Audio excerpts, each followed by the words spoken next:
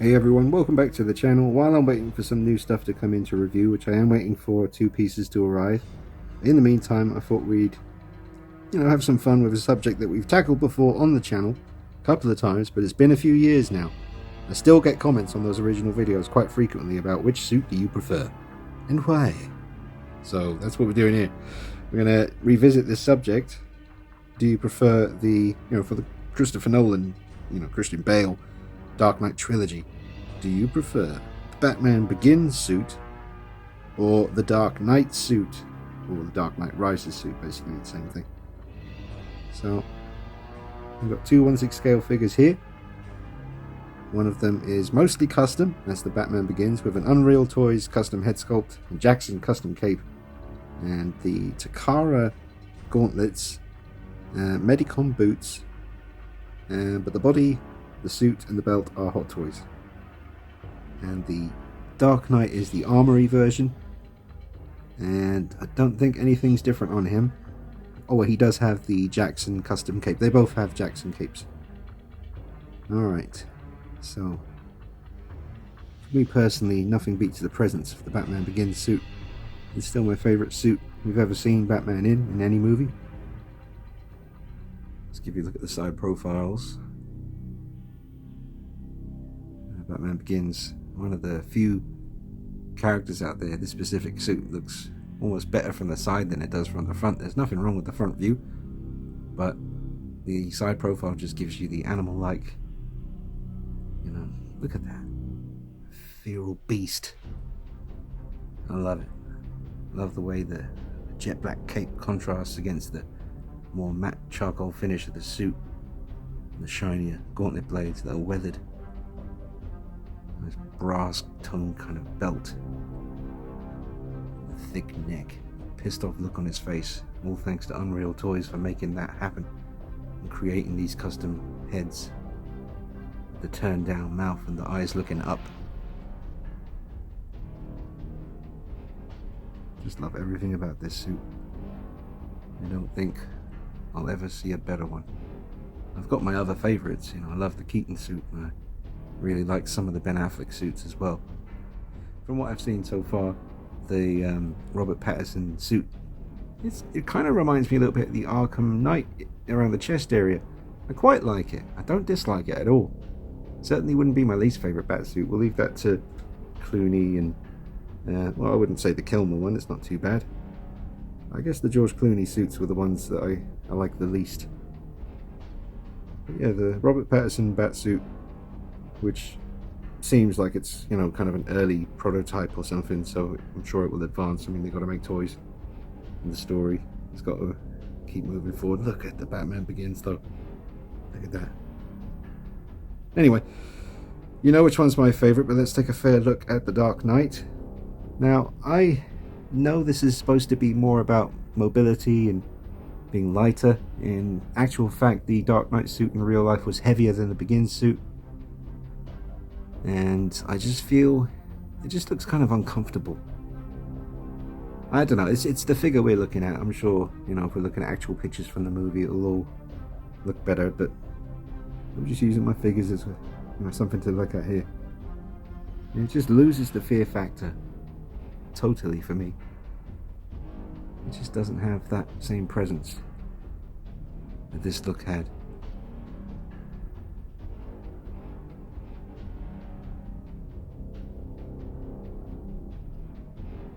We'll just check it out from this angle as well. Again, the Begin suit just has a very operatic, animal-like look to it.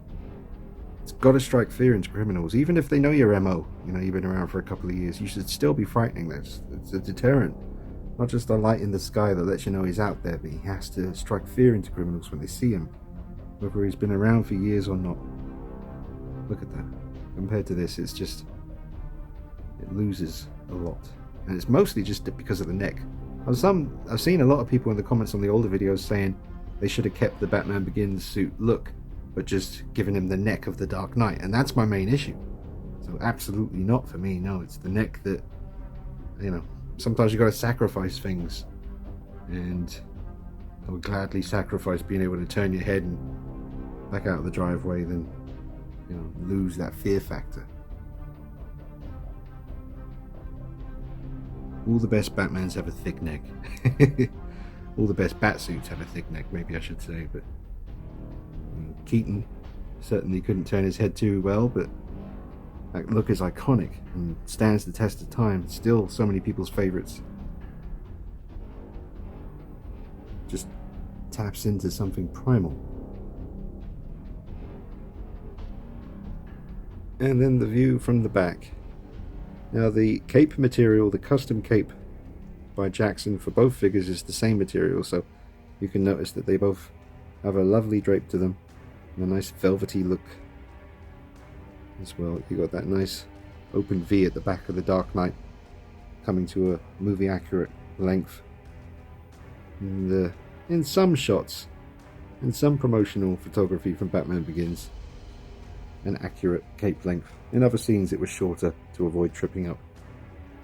But certainly in some of the photography and clips in the movie, the cape was a little bit longer than the one in the Dark Knight. Again, very animal-like look on the Begins. And more of a literal knight look. Almost like a knight in not so much shining armor, but a knight in dark armor with the Dark Knight suit. And I can't fault you for liking that. It does look pretty cool from the back. I just see them both in a fighting pose. And I could definitely try to make this one look more aggressive by finding one of the mouth plates with the teeth showing. But I figured I'd keep it a bit more fair. Because this one, obviously, the sides of the mouth is turned down a little bit to convey anger. But there's certainly no open mouth or teeth showing here. So I kept it the same on this one pretty much. But again, way more intimidating with the Begins. I would certainly drop my lead pipe, or my baseball bat, or my knife, or my gun, or whatever it is I was wielding as a criminal, and empty myself into the street, and then proceed to run with my cack-ridden pants, in absolute terror of the beast, as it chases me via the rooftops. Justice inevitable, punishment due.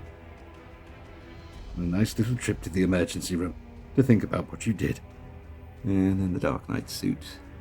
I mean, just very impressive, detailed, a lot to look at, but just definitely not as intimidating as the Begins.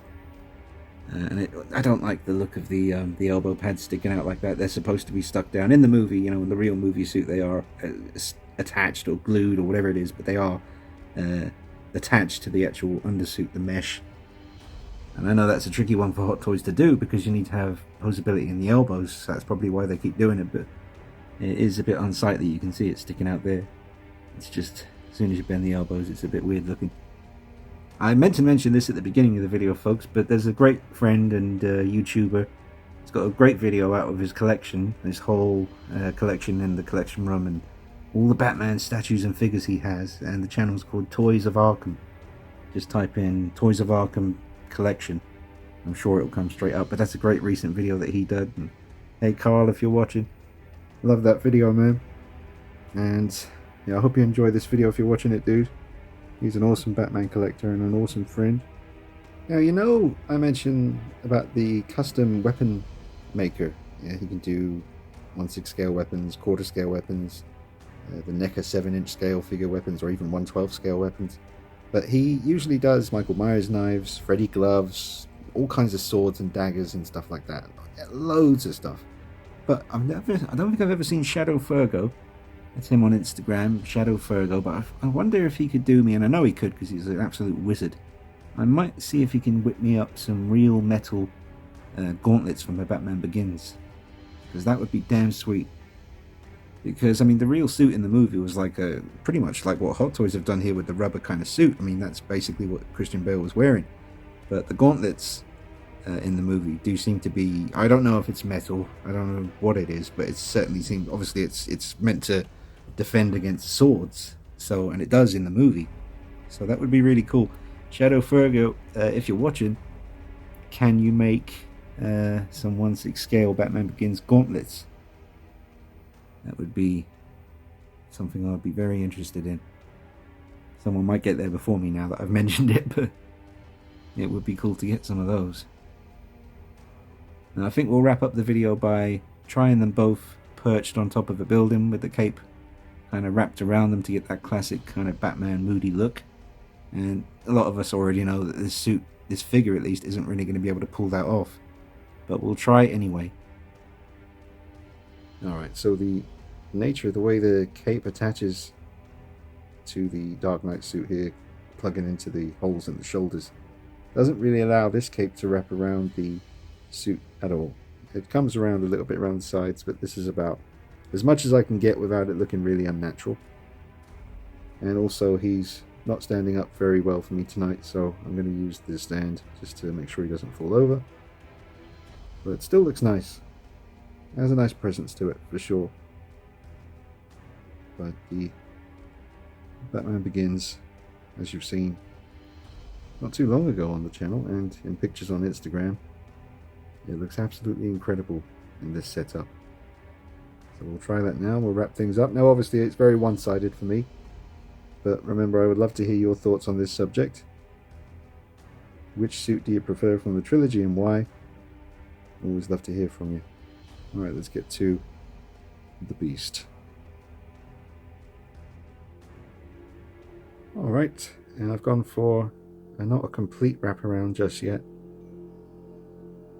But obviously this cape and the way it comes around the shoulders is completely different to the Dark Knight, so it does allow for this kind of really dramatic looking. Oh man, it's perfect, man. I absolutely love it. It has such a presence to it.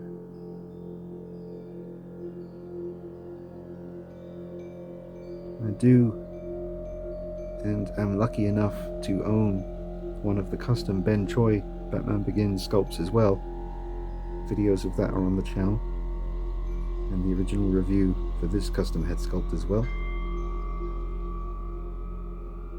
I love the way the light is just setting on the side of his cowl there and catching the gauntlet.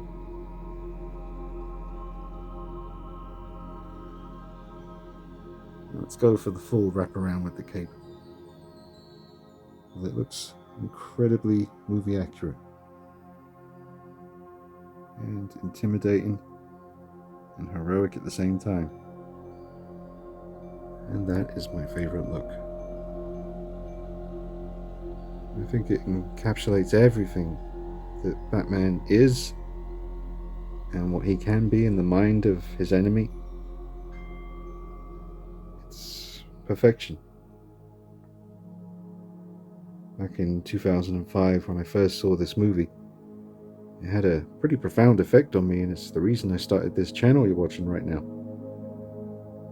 If it wasn't for this movie,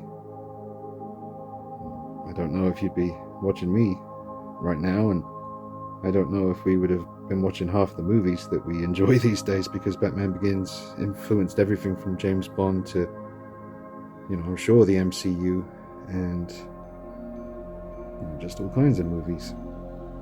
One of the best origin stories ever told, but that's always the first thing people say, when they're talking about Batman Begins, how it's such a great origin story, but I don't even really think about that very often, to be honest. To me, it's just a story about Batman that's told in a way where the studio just...